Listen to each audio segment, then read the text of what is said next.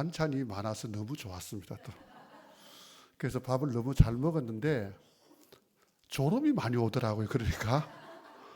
그래서 이 시간에 오후 예배 때에 제가 설교할 때에 그 맛있는 밥을 드시고 졸음이 안 올까 그런 걱정이 됩니다. 그때는 설교를 짧게는 하고 싶은데 짧게가 될런지는 모르겠습니다.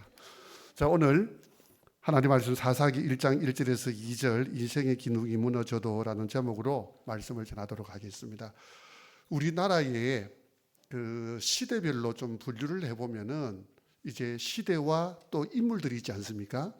그러면은 우리 성도님들은 이순신 장군, 김유신 장군, 그러면은 을지문덕 장군 뭐 있지 않습니까? 그러면은 누가 제일 먼저 앞섭니까? 을지문덕이 앞섭니까? 김유신이 앞섭니까? 이순신이 앞섭니까? 아니, 그 오래된 사람, 제일 오래된 사람 누굽니까? 을지문덕이죠. 그런데 이게 그 사람을 외워서 아는 겁니까? 아니면은 그 사람은 어느 시대의 사람이다. 고구려 시대, 그죠? 그 앞선 초기, 그죠?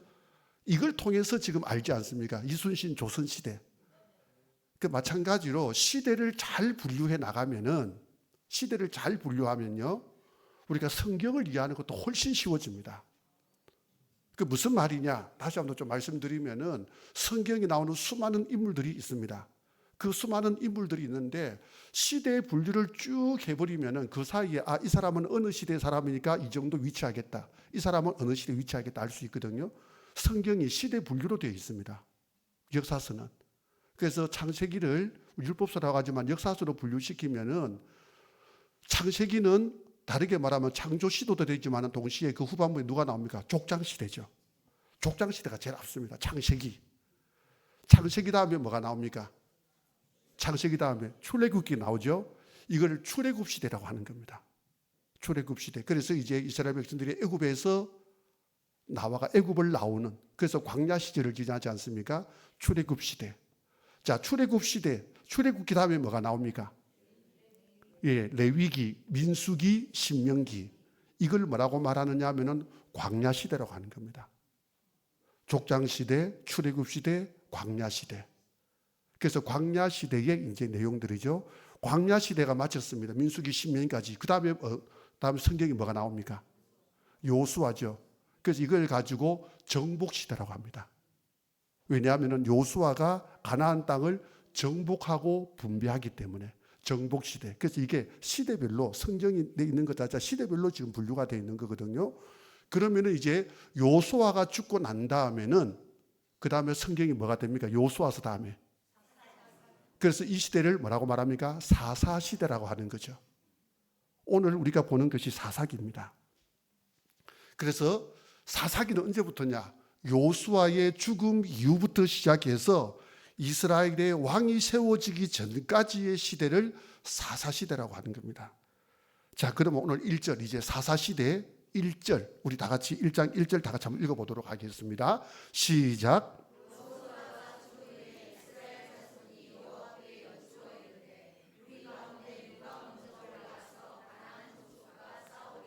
예, 사사기의 첫 시작을 성경이 뭐라고 말씀하느냐? 요수아가 죽은 후에라고 이렇게 지금 말씀하고 있는 겁니다.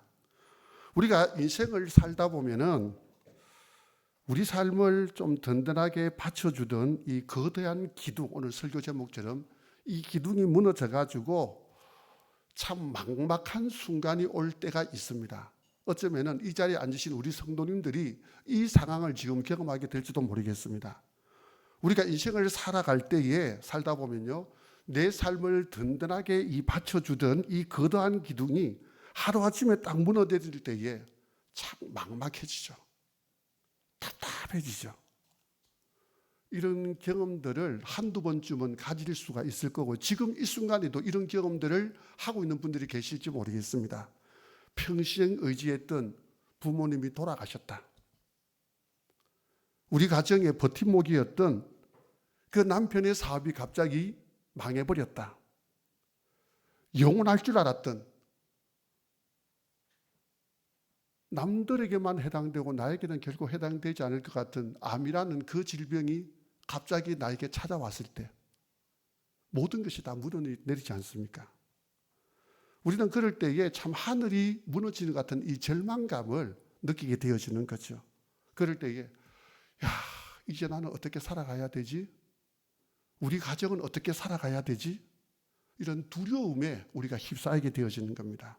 오늘 바로 이 사사기 1장 1절이 바로 이스라엘 백성들이 느꼈던 바로 그 엄청난 공포, 이 절망의 선언으로 이제 시작이 되어지는 겁니다. 그게 뭡니까?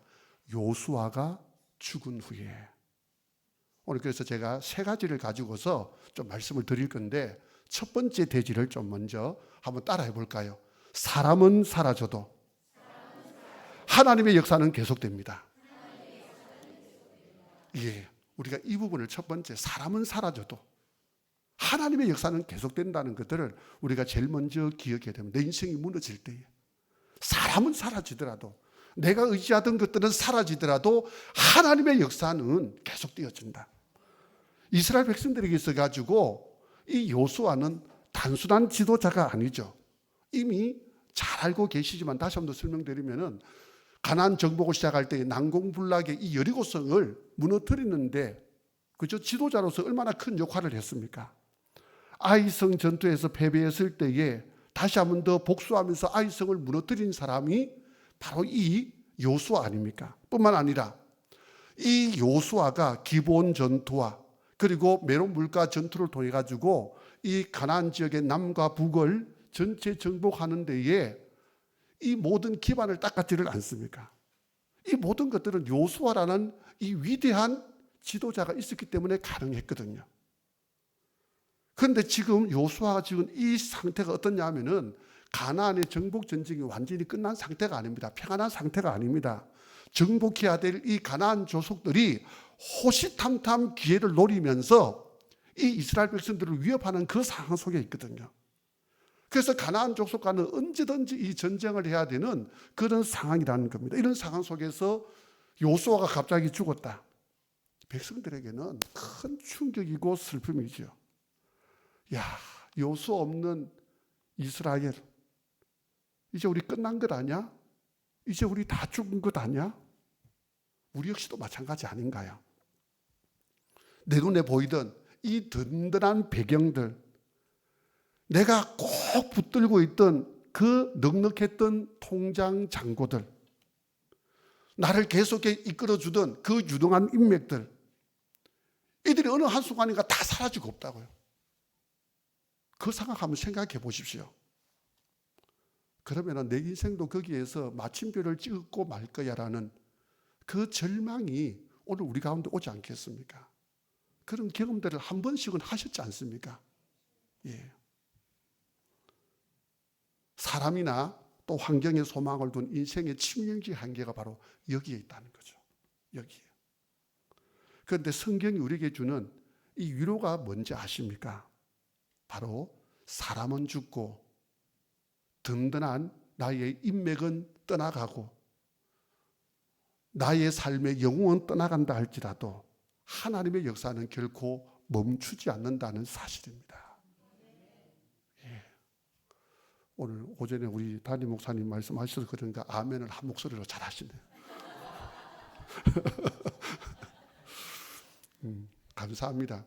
이게 서로 피드백이라는 건데, 이 아멘의 그 부분들을 이렇게 해주실 때마다 설교자는, 이게 개인적으로 신앙 고백이지만 설교자는 그 아멘에 호응해가지고 더 마음속에서 열정이 일어나거든요.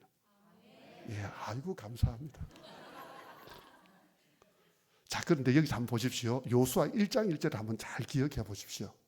요수아 1장 1절. 요수아 1장 1절에 뭐라고 기록되어 있는가요? 기억나십니까? 여호와의 종 모세가 죽은 후에 그렇게 시작을 합니다. 요수아 1장 1절이. 이스라엘 백성들은 모세가 죽었을 때도 똑같이 뭐라고 생각했겠습니까? 아, 이제 우리 끝났다. 우리 이제 다 죽었다. 그렇게 생각했을 것 아닙니다. 그런데 하나님은 모세 대신에 누구를 세우셨습니까? 요수아를 세우셨잖아요. 그리고 난 다음에 요단강을 건너는 더 놀라운 역사를 써내려 갔다는 겁니다. 사람은 떠나더라도 하나님의 역사는 그들을 결코 떠나시지 않더라. 이걸 우리가 지금 볼 수가 있는 거죠. 마찬가지입니다. 이제 요수아가 죽었습니다. 그런데 하나님은 죽지 않으시고 떠나지 않으시고 그들 가운데 계속 함께 하시면서 역사를 이루어 가시더라는 거죠. 모세를 통해 일하신 그 하나님, 요수아를 통해서 일하신 그 하나님, 이제 무슨 시대입니까? 사사기는 어느 시대라고요? 사사시대. 사사들을 세워가지고 이스라엘을 지켜내고 계신다는 거죠. 그 이야기를 지금 시작하고 있는 겁니다. 위대한 인물이나 환경은 단지 하나님께서 일하시기 위해서 잠시 쓰신 도구에 불과한 겁니다.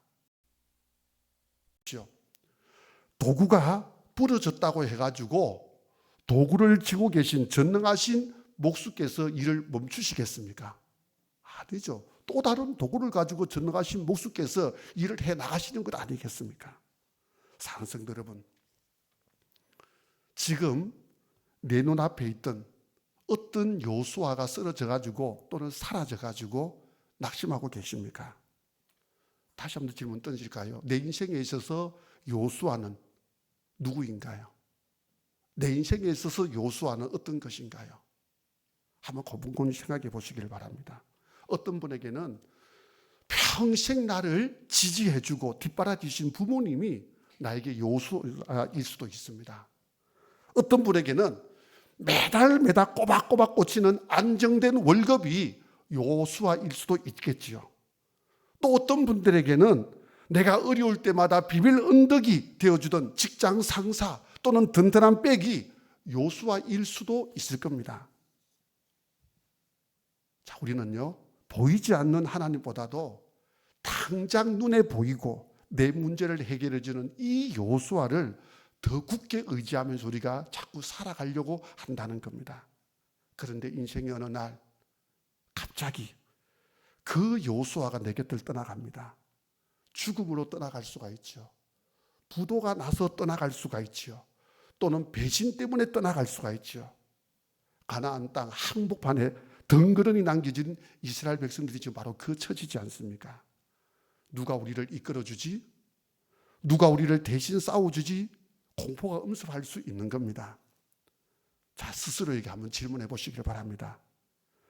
지금 나는 누구의 빈자리, 잃어버린 건강, 사라진 재산 때문에 내 인생도 여기서 끝났구나 주저앉아 있지는 않습니까?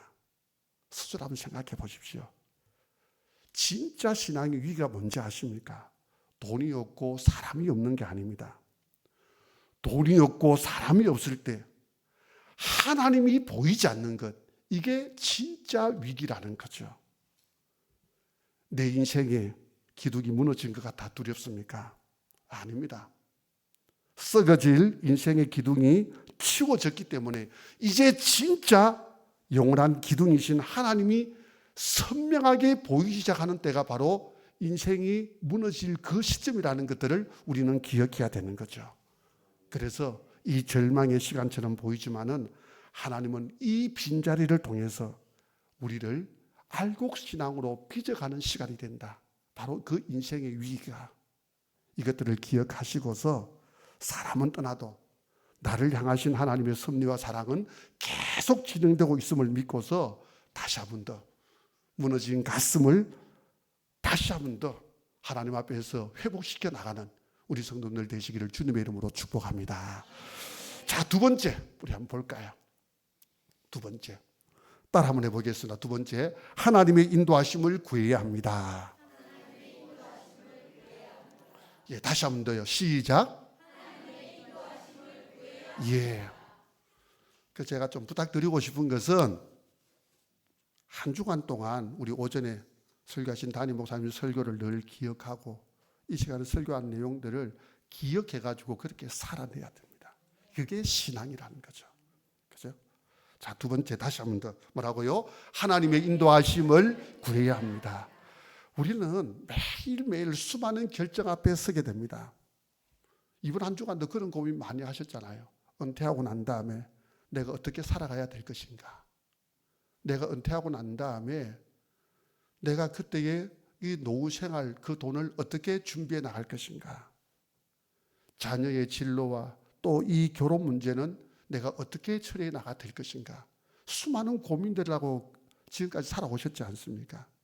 또는 갑자기 몸이 안 좋았을 때에 이 건강 안 좋은 것들 내가 과연 어떻게 치료해 나가야 될 것인가. 이런 고민들을 많이 하고 계시잖아요. 나이가 들고 인생의 경험이 쌓였는데도 정작 중요한 결정 앞에서는 참 고민이 될 때가 많습니다. 고민이 될 때가. 자, 그럴 때에 우리 성도님들은 누구에게 묻습니까? 누구에게 묻습니까? 고민될 때에 누구에게 묻습니까? 하나님께. 아이고 너무 감사합니다. 진짜 하나님께 물어야 되죠. 제가 말하고 싶은 게 지금 그 부분이거든요.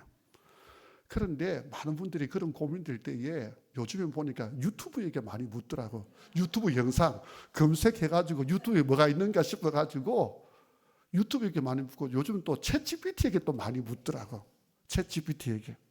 아니면은 친한 친구에게 전화를 걸어가지고 그래서 어찌해야 되노? 어찌해야 되노? 또 그렇게 묻기도 하죠. 그걸 제가 나쁘다고 말씀드리는 것 아닙니다. 그렇게 해야죠. 그게 나쁜 것 아니거든요. 근데 제가 말씀드리는 것은 본질적으로입니다. 본질적으로 누구에게 물어야 될 것인가. 그런데 본질적으로 누구에게 물어봐야 될 것인가를 고민해야 되는데 우리 많은 성도님들이 때로는 이제 연세가 이제 드신다 아닙니까? 60이 지나고 70이 지나면은 내가 살아봐서 아는데 내 고집대로만 나가려고 하는 분들이 또 계시거든요. 내가 살아봐서 아는데 물어봐도 뭐 별것 없더라. 그래서 내 고집대로 소신껏 살아가려고 하는 분들이 계시다는 거죠. 그런데 살아보셔서 아시잖아요. 세상에서 할 수 있는 일보다 내 입으로 안 되는 게 얼마나 많습니까? 내 입으로 안 되는 것들이. 돈으로 다 될 것 같고 내 지식으로 다 막을 수 있을 것 같지만은 결정적인 이 생사화복 앞에서는 인간의 지혜, 내 경험이 정말 무기력하게 되어지는 것, 이거 정말 많이 경험하지를 않습니까? 이스라엘 백성들이 요수아라고 하는 이 거대한 기둥을 잃어버렸을 때에 이들 이스라엘 백성들은 지금 어떻게 하는지 아십니까? 우리 본문 한번 볼까요? 그들이 먼저 한 것이 무엇인가? 1절 다 같이 한번 읽어보도록 하겠습니다. 시작.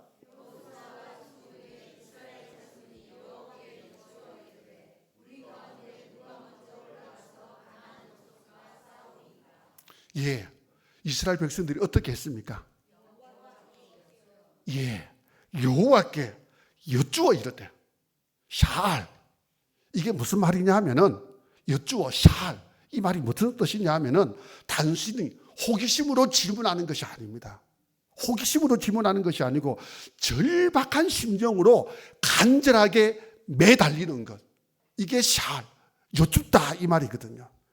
이스라엘 백성들은 자신들이 걸어가야 될 길에 대해서 그냥 스스로 결정하지 않습니다. 어떻게 해요? 그러면은 하나님, 우리는 한 걸음도 뗄 수 없습니다. 주님이 우리에게 말씀하지 않는다면은 우리는 죽습니다. 철저하게 이 주권을 하나님께로 이양시키는 거죠. 하나님 가르쳐 주십시오. 우리 다윗 한번 볼까요? 다윗은요, 정말 흠이 많은 사람입니다. 실수투성이인 사람입니다. 그래서 그가 절망하고 무너질 때도 많았거든요.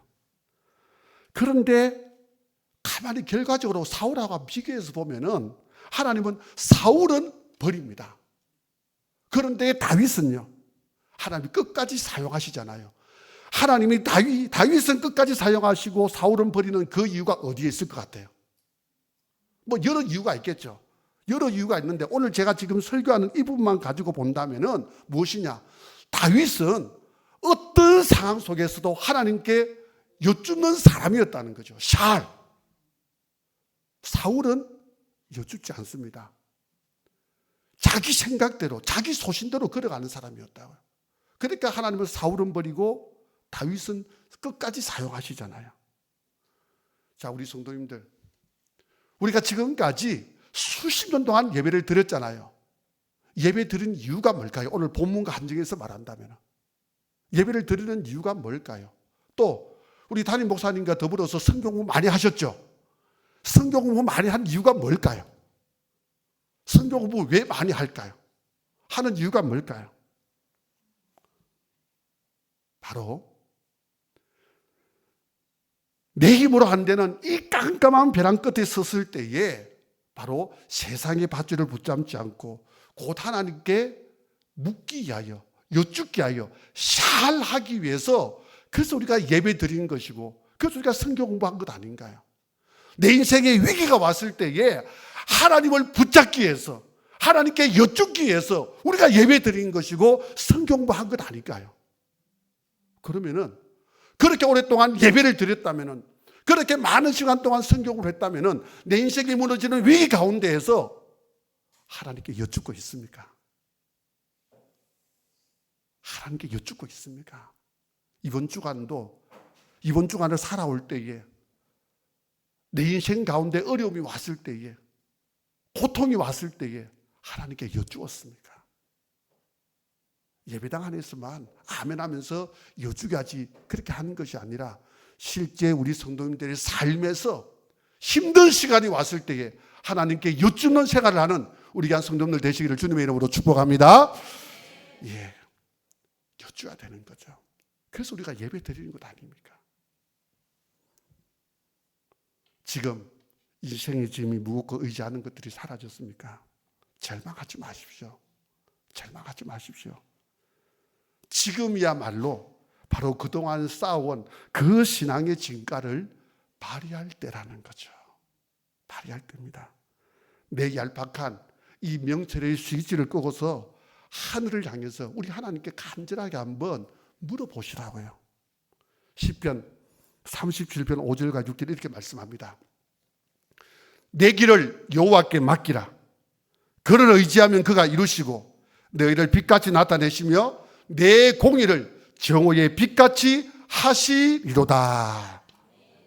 기도의 자리에 머물면서 하나님께 나의 길을 여쭐 때에 하나님께서 우리의 인생의 내비게이션이 되어주셔서 나의 인생을 가장 선한 길로, 아름다운 길로 인도해 주실 줄 믿으시기를 바랍니다. 그렇기 때문에 여쭈어야 되는 거죠. 그래서 바라기는요, 힘들수록 어려울수록 더 많이 하나님께 나아가서 기도로 간청하며 살아가는 우리 푸른숲 교회, 우리 모든 성도들 되시기를 주님의 이름으로 축복합니다. 자, 마지막 세 번째. 자, 다 마쳤습니다. 이제 지금 저 시간이 맞죠? 2시 34분을 향하고 있습니다. 10분 안에 마칠 것 같은데 조금만 힘내십시오. 자, 세 번째 대지 우리 한번 따라해 보겠습니다. 우리는 이미 그리고 아직 사이에 사는 사람들입니다.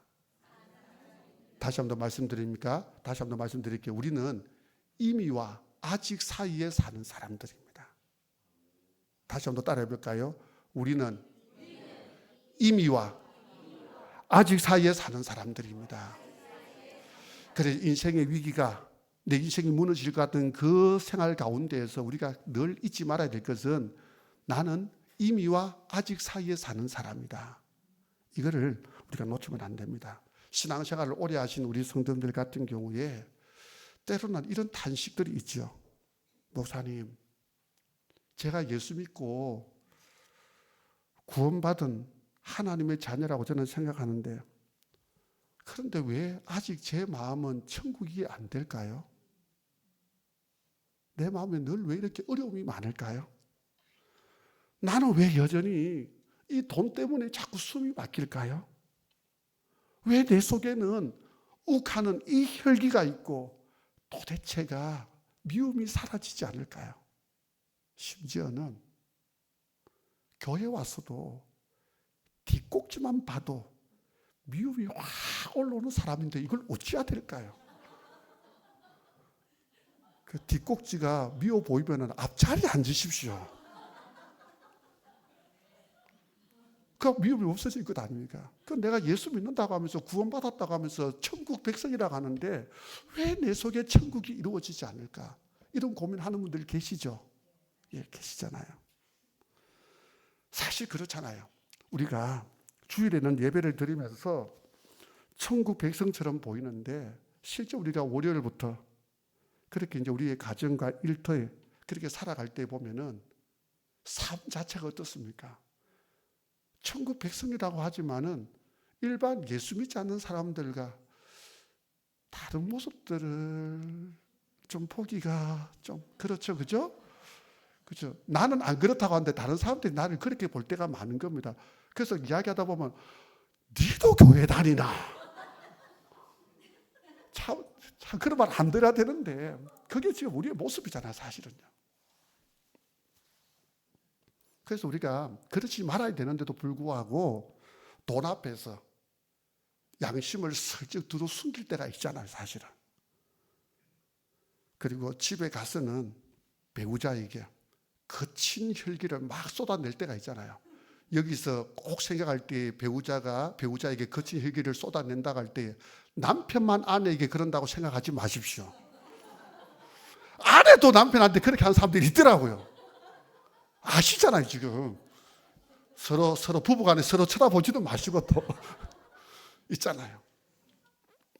예수를 믿으면은 좀 짠하고 모든 고통이 사라지고 천국이 펼쳐질 줄 알았는데 현실은 여전히 지긋지긋한 전쟁터 같은 겁니다. 이게 오늘 우리의 모습이잖아요. 그래서 많은 분들이 영적 피로감에 지쳐가지고 주저앉을 때가 있습니다. 내 믿음 가짜인가? 내가 이래가지고 천국 갈 수 있는가? 하나님이 나를 진짜 사랑하는 게 맞는가? 자책할 때가 우리가 얼마나 많습니까? 자, 그런 우리 성도님들 자책하지 마십시오. 자책하지 마십시오. 그게 내 믿음이 가짜라서가 그런 게 아닙니다. 가짜라서가. 오늘 요수아가 죽은 후에 이스라엘 백성들의 이 상황을 한번 보시기를 바랍니다. 1절 다시 한번 읽어볼까요? 오늘 1절을 주구장창 읽습니다. 자, 1절 다 같이 한번 읽어보겠습니다. 시작.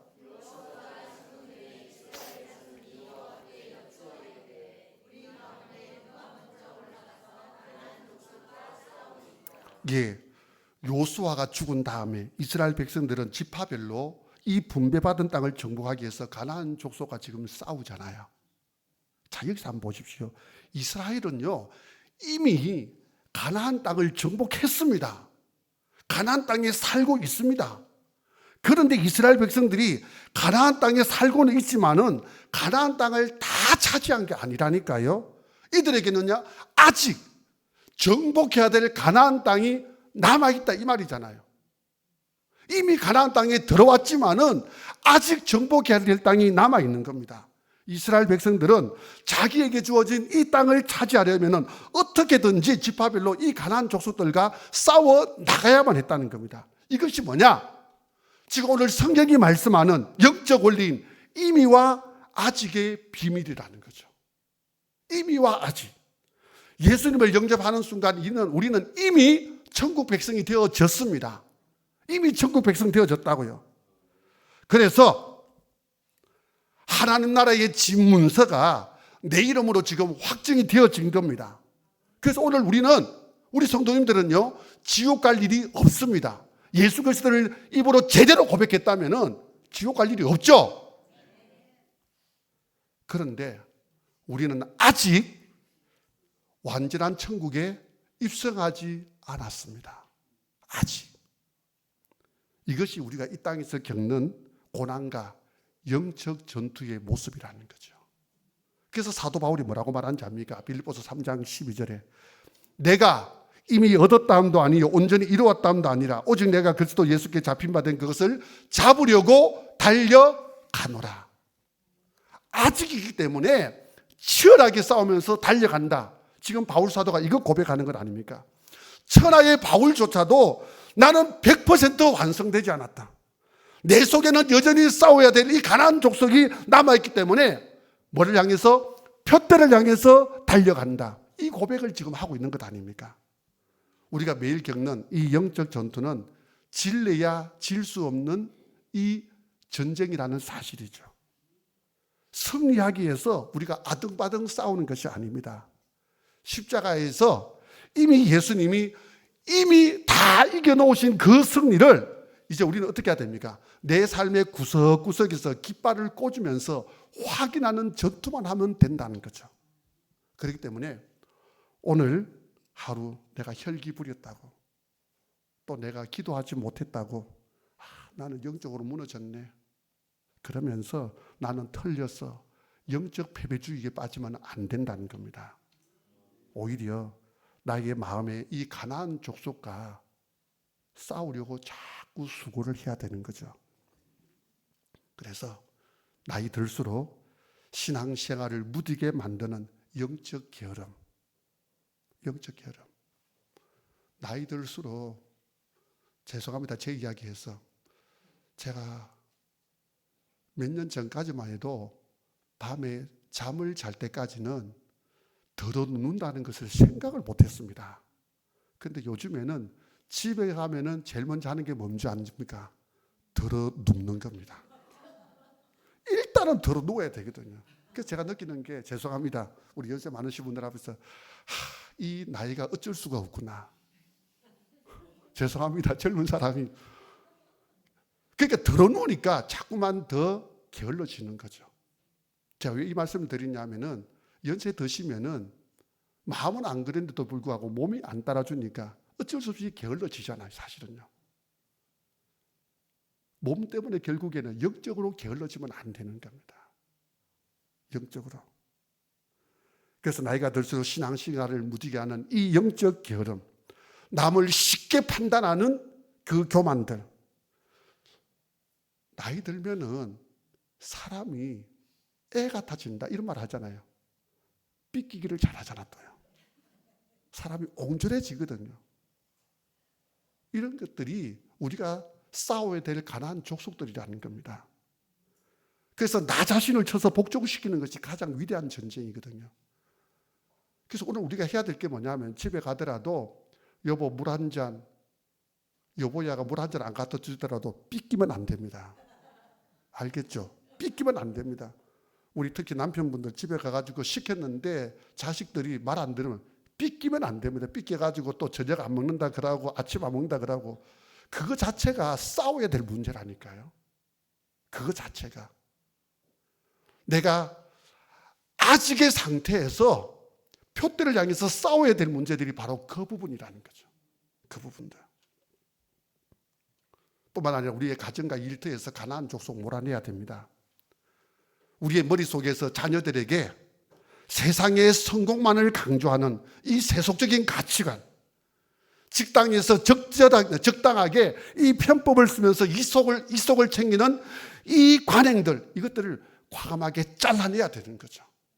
이미 우리가 천국 백성으로서 아직 우리가 가지는 못했지만 아직의 세계에 살아가면서 이런 부분들을 우리가 잘라내고 싸워 나가야 된다는 겁니다. 그렇기 때문에 우리 입에서는 왜 이렇게 예수 믿는 게 힘들어? 이런 말 하지 마십시오. 이런 갈등과 치열함이 바로 내가 살아있다는 증거입니다. 이 갈등들이. 뿐만 아니라 하나님이 나를 거룩하게 빚어가고 계신다는 사랑의 증거라는 것들을 깨달아야 되는 거죠. 그래서 이미 주신 구원의 확신을 가슴에 품고 아직 내 삶에 남아있는 이 죄악의 찌꺼기들을 몰아내면서 천국에 들어가는 날까지 이 거룩한 영적 긴장감을 놓지 않는 십자가의 용사들이 되시기를 우리 주님의 이름으로 축원합니다. 기도하겠습니다.